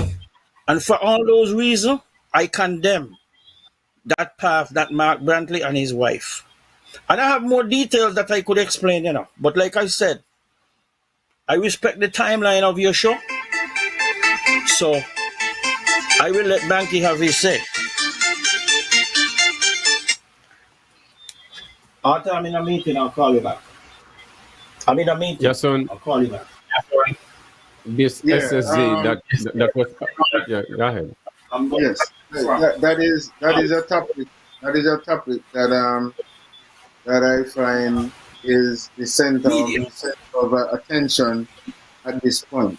Before I get into responding to that, there are a couple of comments on the wall. Carlos Paris says Johnny Howell and El Comido will it for national hero status. Gigi Williams Speed says, I agree. It should have been given to a teacher. Dougie name could have been put on something else. Gigi Williams Speed also said, how could anybody think that would benefit Nevis? That's not an investment for Nevis. Our treasury will not be benefiting. The fact that Mark sees nothing wrong with his wife being the realtor tells you corruption and him is the same. And we got Kerry and Archibald who is also watching. So, okay, we like to pay attention to the folks who comment on the wall. You know, as you make your contribution, you can either call in or you can make your contribution on the wall. So, Banky, before we get into the SSZ, what would Banky do in terms of that opportunity? Would Banky invest in the agricultural sector and cannabis as an option before you even consider the SSZ? Or Banky might not even consider SSZ in terms of Banky being the next representative for Nevis. You might unmute. First of all, from Penny's Beach, go right up to, for those who know where Penny's Beach is, by Nichols, go right up to the Malcolm Gishard Park. And when you cross the road, that's 600 acres of land, right in the front side of the Caribbean Sea of Nevis and adjacent to Mount Travers. Then you still have Scarborough, and then you still come across to New Gen site, which the government have sold out New Gen site, so which means there's no more land within that area. But Mount Travers, Scarborough, and Newfound, just 600 acres there. Within that sector of land, you have almost 2,000 plus acres right there alone, I sure. Then you have Four Seasons, still have a next close 400 acres. Then you go around over to up Barnsgott, up Fronhill area, Hog Valley up there. So you have Anbas between 600, almost 800 acres between two different pieces of land. You see how much of large amount of land, and Anbas is just a family estate. Nothing else is not like a development, anything like that. Yes, and we can develop our own land, you know. We can develop land. If we seek to develop our own land, those land that the Pennies have at Mount Travers, the same land that Newfound have over 20 years, if we are serious, those land could be taken back for the people and sold as plots with a half acre, quarter acre, acre, and develop different subdivision for the locals. The homes that are built in Nevis, at each Nevisians and Skidishans are building now, are high-end homes. The homes in Four Seasons and anywhere else is no difference than the homes anywhere on the island. We have so much contractors and engineers. What is the purpose? We have all these engineers and beautiful contractors and developers for, if we can use our own resources and expand our island, develop it ourselves. Well, the whole special Yason, and the whole of Nevis and Sigil is a special zone area. I don't understand these terminologies, and I'm trying to figure out what they mean either, because I consider where live is special, where you live is special, where those live to my zone of our voice are special. So why would I want any division in the right mind? Why not 10 acres? Why do somebody would want 200 acres, 2,000 acres, 4,000 acres, and want to have everything within that environment just for themselves? These things just don't comprehend. And if these things have to happen, you can't even come up with these kind of ideas, and even without even speaking to the people. So, but therefore, I wouldn't take this kind of part. I mean, you can develop your environment when it comes to with infrastructure. You put in the infrastructure, the place will be developed. That's all it is. It's all about coming to the people. Because if you build a city, the people are going to come in a virgin. You're telling me, when people are managing Four Seasons, we are managing the Park Hyatt, we are managing the Marriott, and we build them, but we can't own it. You just got to sell shares, my virgin. Just sell whatever development the people invest in this is, and to be a part owner of this development. These things are not complicated. I don't have all the ideas, and that's the reason why you consult with the people, and you form committees, and the best idea we can develop in your land, your land goes forward. These are just simple things, my virgin. the cannabis industry, but you must have construction going on a regular basis if you want your country to move forward. Because once the construction are booming, it means every trade and every part within all the wheels are moving. You're gonna need furniture, you're gonna need tradesmen, you need cleaners, you need every sector within the environment. That is what Absolutely. construction does. Okay, from the foundation until people move inside there, and then it continue when it comes to maintenance of these properties. That is why the outside world is booming because of construction. Pick any state you want, whether it's Canada, New York, China, whatever it is. The booming industry is construction, my virgin, and then the agricultural sector play a next big role in it because people got to eat, but you have to have the infrastructure. You can have an agricultural structure, and you don't have proper legislation when it comes to protecting your land and water policies and protecting the environment as a whole. It's a whole different moving parts. If we're serious about things, the budget will show with these things. Yes. Banky, the argument being presented is that the SSZ is going to provide all of these things. You're going to have high-end hotels and construction is going to be and all of these. But yes, son, everything I just explained to you, that the locals going the same construction going to be booming if the locals do it themselves and they still own the land. That's what I just explained that to you. So what the SSZ you're talking about, I don't overstand that because that don't make the sense. We can build, we can do the same. We have the perfect opportunity to develop a part of the island that have not even been developed and untouched, where the locals own the land. You can do anything you want with it.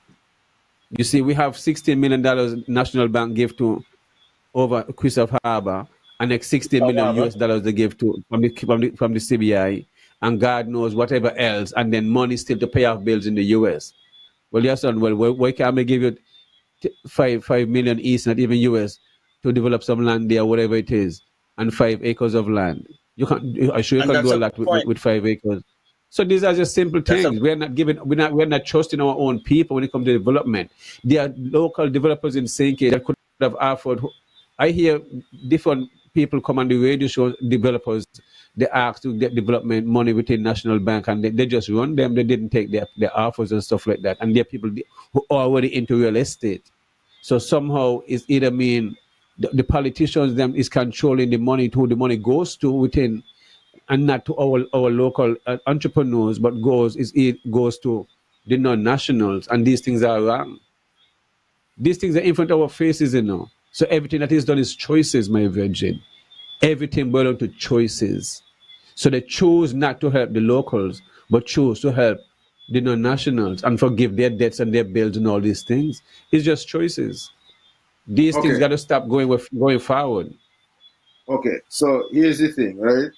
We got another maybe 18 minutes, and I'm trying to get in as much topics to you guys because we have 2 independent candidates here, and this is the format I'm trying to throw out this evening here.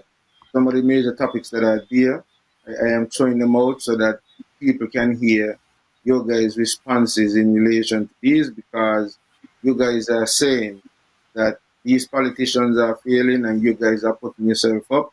So you guys they have failed. They have failed. Okay. They have failed. They are not failed. Yes, they have failed. You're putting yourself up. All right, so you're putting yourself up. So let's hear what the people should expect from you in relation to some of these. So we just heard from you in relation to the cannabis. We heard from you in relation to the SSZ. Now, I find that the SSZ has sort of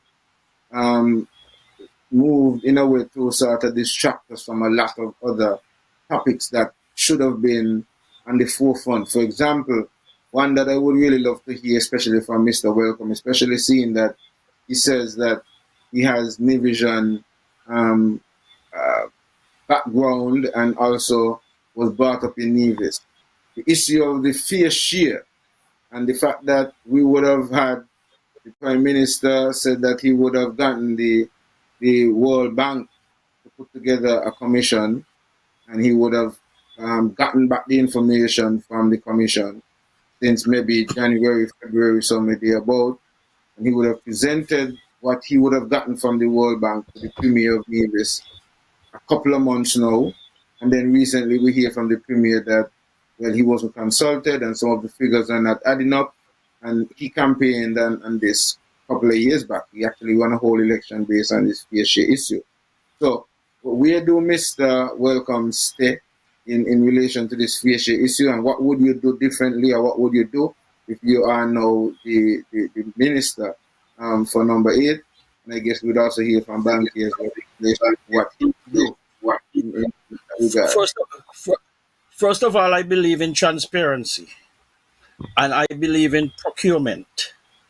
I believe in letting every citizen of the country knows what will be the way to go forward in respect to a plan. We have to come up with a plan, and that plan has to explain, not just stay among the elitists. Transparency of what we are going to be doing moving forward.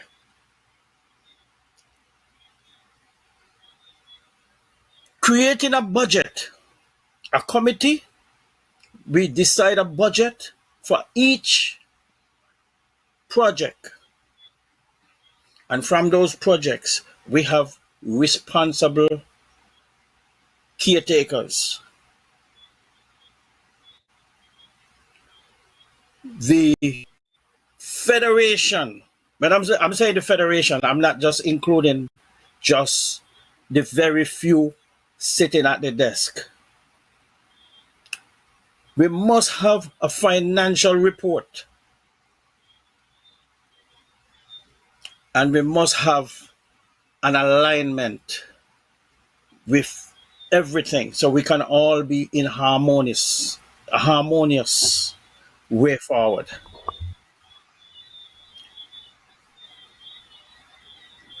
Transparency. I keep it short in that respect.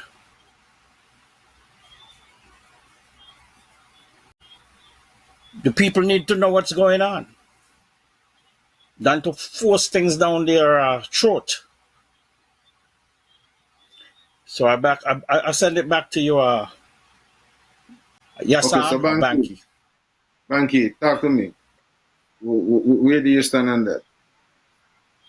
Yes, sir, we should not be here. Say, I'm going on the 80s. At my age in time, we're still talking about fair share. The hospital, we still have a hospital, they still need to be fixed, you know. So remember, you know, me not blind, you know. I'm not distracted by anything, you know. I'm living it where I can see what's happening in my environment. So if Nevis, if the Constitution put out something that remember, all these politicians say nothing have been changed, not even a comma, you know, have been switched or changed since the Constitution. 42 years coming up in September 19 as independent. Okay? So why are we having this conversation? This is just games. So it shows none of the politicians that really want to treat Nevis fairly, or Nevis himself don't want to be treated fairly, because it don't make no sense when you have Nevisians holding on their shares when they're supposed to, everything's supposed to go into the consolidated fund, then everything is broken down properly, then they hold back their own. So which is it? Which is it, my brethren? So which means so both parties are breaking the law then. The federal government breaking the law and the local government breaking the law because everybody doing what they want. And then don't come and say and give. In a need, nobody could tell me what is what, brethren. Where if me and you are brethren and me up here do something, you the way they will say, we know we're supposed to bring everything together, take out what need to take out, what the federal government, brethren, well, all these people have this PhD in finance for them. What the purpose of Ministry of Finance with all these accountants and all these people with and all these editors and all this stuff? If we have to go to the World Bank, people ain't no different to us in a virgin. The Central Bank people is all people working inside the Caribbean, you know. So why are you getting about World Bank far? But they have better brain cells than us that we don't understand. They went to a different school and our people went to the same school. Which is it? Explain to me. Banky, you need somebody to tell. So you need somebody to come from Africa. I come there. Let me finish my point. You need somebody to come from as someone who understands to come to go a tomato tree. Then when you know to go tomato tree, well, go to tomato tree. This is so. Is it said with this facial thing? These things are just words, my virgin. These things are not really serious. And if the information, the application is there already. If this continues to give 24% to whatever it is, well, do it. Well, then what's so hard? Well, not even that them a do. You see what I mean? Not even that them a do. So you now do it. So that's the whole point. Banky, we have to put it into perspective, and I guess this is why I'm saying. I am asking you guys who are now going to be representing us, who are going to be the people are going to be looking for you guys to fix it, because here is it. Yeah, so just do what is right, my brethren. Just do what is right. What is owed to the people. That's all it is. It's choices. Everything is choices, my brethren. That's all it is. Banky, I hear what you are saying. I hear what you are saying. They choose not to do it. That's all it is. But you're saying, do the right thing. But the thing that is right, the thing, hold on, the thing that is right has been disrespected for the past how much of a year? Because the people allow it. The people allow these things, my friend. That's the whole point. The people just laid back and they're manipulating the people. So why you and Mr. We see these things are wrong. What you and Mr. Welcome are going to do different? So why should we continue these things here, Yasan? Why should we continue these things when these things have to be changed? And all these so much things need to be changed. Hold on. Here's it. But when it comes to the fair share issue, here's where we are, you know. The Constitution would have put in place a mechanism for sharing the taxable revenues between St. Kitts and Nevis. As far as I know, the Constitution is supposed to be the highest law in the land, in the Federation of St. Kitts and Nevis. And that Constitution speaks to a sharing arrangement. What has happened over the years is that sharing arrangement has been broken. Both politicians, the federal government and the Nevis Island government, have opted to break that. They would have had a VAT sharing arrangement. They opted to break that as well. So the fair share argument was mainly about the citizenship by investment. You're asking why they have to bring the World Bank into this. Now, if you have the Constitution, which is the highest law of the land, and you have your own people who are breaking the Constitution, and these same people who have broken the Constitution is now coming and arguing about fair share of something that is not taxable. Well then, you me to find a non-biased source to address the scenario, I think the Prime Minister made a fair enough choice to say, hey, let me get somebody who they're going to say is not biased. It's a St. Kitts Nevis issue. I don't want to have somebody from St. Kitts or somebody from Nevis. So central bank. So I'm to central bank. Central bank is biased? Yes. Well, it might not necessarily be biased, but at least somebody outside. It's not regional. It's somebody way out. Who not got no, as we would say, no beef and no foot in, no steak in this thing to bring the thing. But here's it though. The World Bank. But what stake central bank having this? What stake central bank having this? Would having this? Than giving a fair. But you're making these suggestions. That's what I'm asking. Why not central bank? I am not making suggestions. I am putting facts there. The fact is they use, whether they could have used whoever they could have used, they use the World Bank. The fact is the World Bank would have given back their report. The fact is it would have been presented to the Premier of Nevis. The fact is up to now we still have not. Months after, we're still at the same place. So what I am asking is what Banky and what would Mr. Welcome do to help me, the citizen who is being still injustice. But yes, and you see right after they go. There was no consultation on the Nevis end with the Prime Minister speaking to the Premier of Nevis. It seemed like you should have been saying no, they're coming back, and I was never. You should have been all these things. So there's no collaboration. So this is just a joke. Go ahead. Go ahead. To get his point across. Let me be fair. Let me be fair. As we are in our business, St. Kitts and Nevis in partnership. It doesn't matter of the size. Let's talk about money, because this whole thing is about money. What we generate and what our expenses are. Now, let me use an example of the CBI, or let me use what coming in Nevis. If Nevis generate $100, if Sankis generate 150, I would pull everything together. Now, Nevis population, yes, it is less than St. Kitts. I will pass a budget per capita, per each head. So we got to take care of citizens for whatever infrastructure we need, our healthcare, our education. And that goes to Nevis. We have the same in common. Tally out that expense.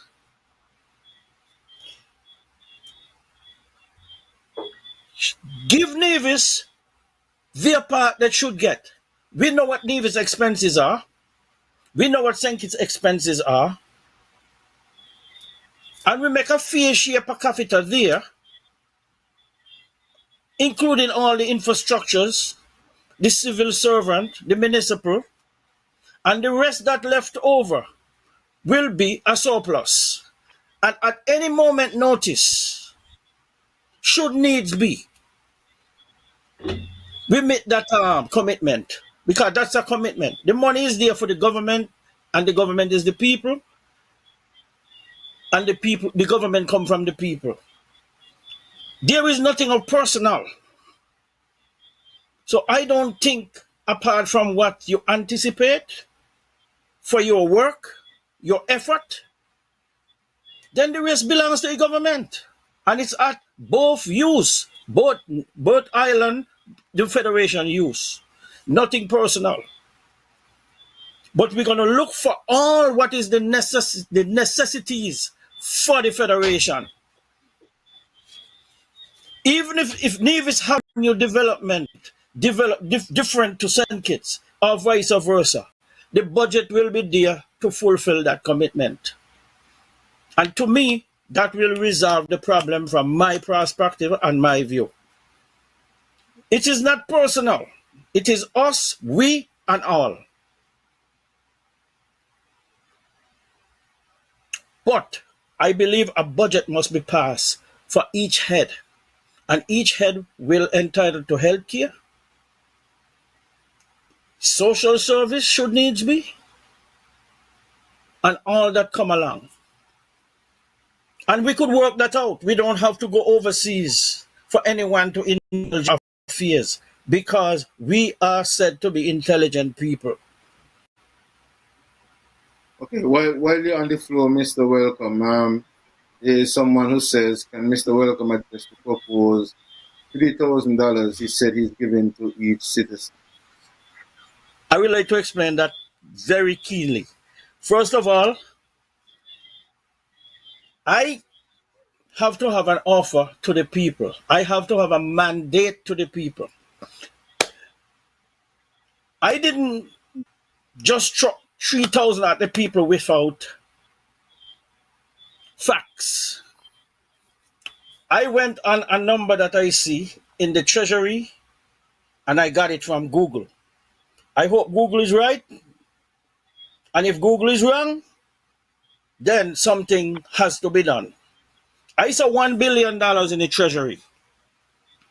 And that $1 billion broke down to a population of 50,000 heads. And each person, if you were to empty the treasury based on that 50,000 people, it will work out to be 18,000 something per head. Now, looking at what, looking at what CBI brought in, I don't know how much of CBI money is in the treasury, because we have other revenues from different areas of in taxes or whatever. Now let's use that $1 billion. I say from that $1 billion, and for 41 years, the CBI was in operation up until this date, 41 years. All those who were controlling that CBI unit and what should be going into the government treasury, or if there is an escrow to say this is CBI gains, CBI investment through our passport. There should be, I believe there should be more money than $1 billion. But I base it on $1 billion. I said the citizens never ever get a dividend or stimulus in that spirit. So I will give it. Should I be elected and selected, I think $3,000 is fair until further notice. Somebody said that there could be more, but I base my numbers on $1 billion that I saw. And really and truly, the citizens of St. Kitts and Nevis should get something. And it has not been given before. There was the PAP for the needies. I don't see a stimulus or a dividend being given to the people. So I am saying a one-time shot for being a citizen, and the country should be able to give back. I'm giving $3,000, but you have to elect me in order for me to make that $3,000 payment. On the day of my election, on the day I being elected, and after selected, because this is a coalition government. This is no one party going to carry the mass. It's going to be a coalition government, whether it's from independent, whether it's from PAM, NRP, federal, then we can come together. And from the selection, we will select who is worthy of being that leader to control the finances. And if I control the finances, after the day of my swearing, in, I will sign into law.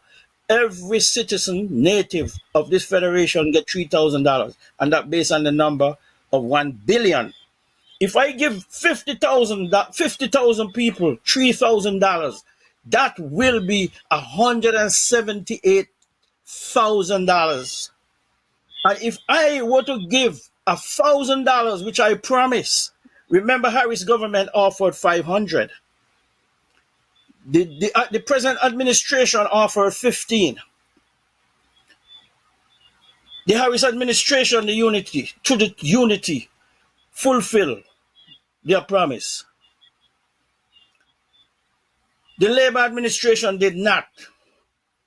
And they come out with this BBW because they didn't honor Harris 500.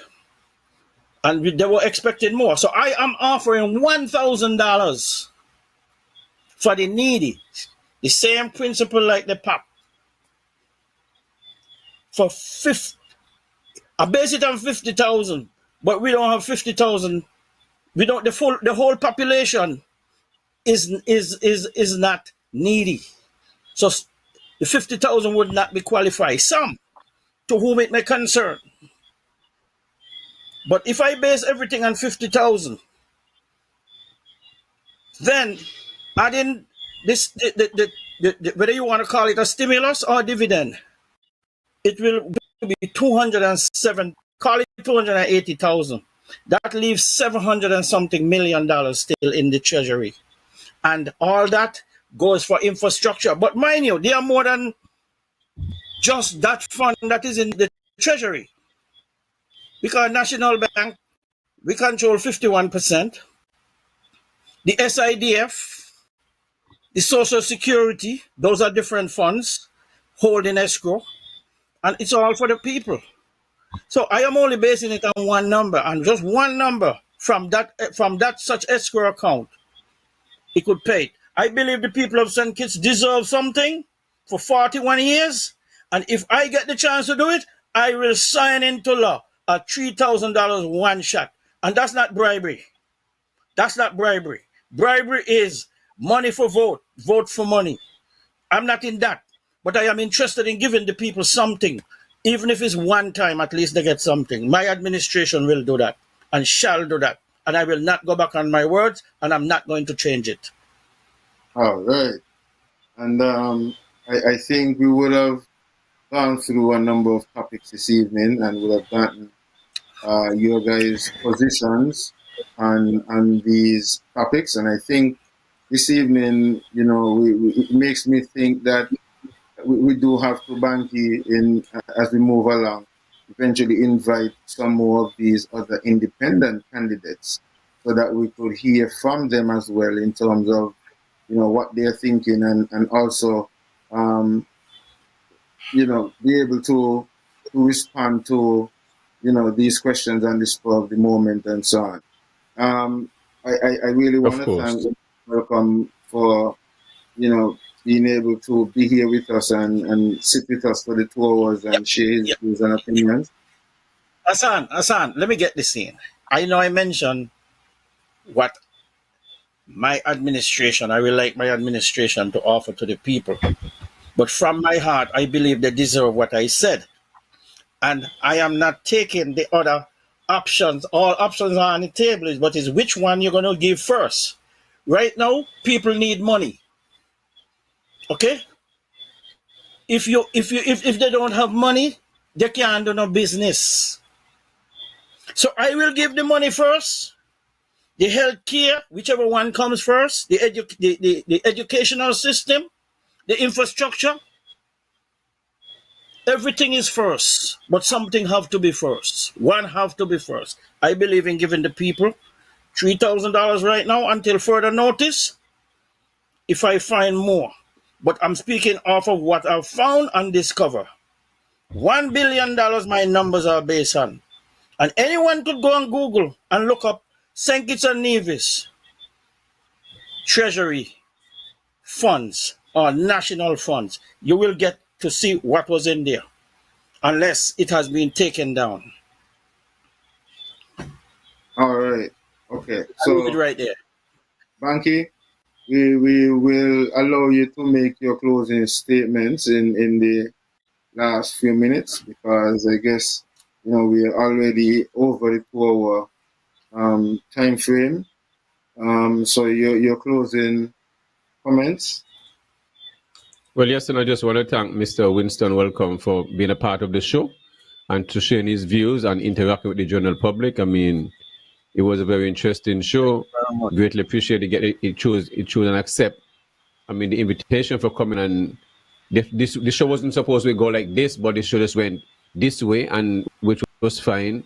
You see, I mean, the show was about Mr. Welcome, but then I get included in the conversation, everything. So that was cool. Like, nothing is wrong with that. You know, 'cause if you're going to represent the people, you should be genuinely always ready to answer questions at any time. You don't need no, and if you're genuine with that, you should be at this point in the moment because it's nothing to think about. Because if your heart is in the right place, the information remain the same.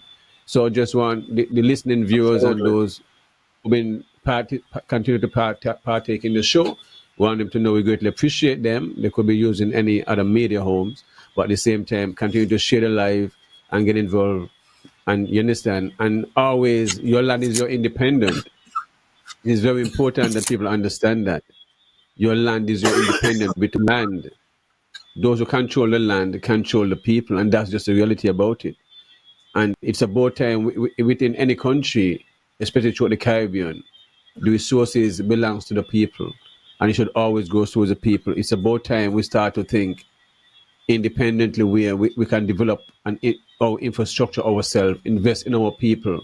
And because if my last youth is 5 years old, you see what I mean, and still have youth within fourth farm or fifth farm, I mean, they live within a different generation. I mean, my mom is still alive. Then you still some people still have their grandparents alive and so you have like 3-4 generation existing the same time. So who in who? They're seeing these things happening in front of your face. So if you don't protect and develop your land yourself and put policies and infrastructure, what do you think going to happen 5 years down the road or 3 years down the road? I mean, our best land is not going to be us. Our beachfront properties most of them is already gone because we just see large hotels and large development. You really don't need those acreage of land to have a development going to be successful and going to create employment. You just really don't need Right. that. You don't need no. I mean, look at Four Seasons, almost 400 acres. That's one of the best golf courses in the world. Where people from all over traverse and come to this place to play golf. But do you have a golf academy here? Do you have any competition going on within the high schools or anything? Do you hear a year time for a season donate this scholarship to this whatever? You don't hear nothing like. I'm not saying they don't, but what I know they do is when it comes to culture, where they got a big troop and they work up themselves and kind of thing going on in the street, but you cannot say, well, you have these athletic academy of golf going on where Nevis produces some of the best golfers and you have golf tournaments going on here. So the reality is tourism is all about real estate. I keep telling you all the time, tourism is not just you see cruise boat, you see the investment going into the tourism sector.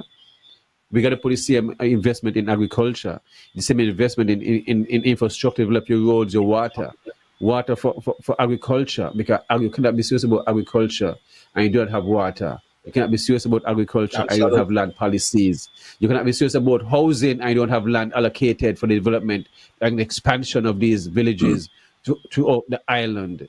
So we really have to regroup and see what are the plans for Nevis for the next 50 or 100 years. If you're not thinking like that, then it means we are doomed.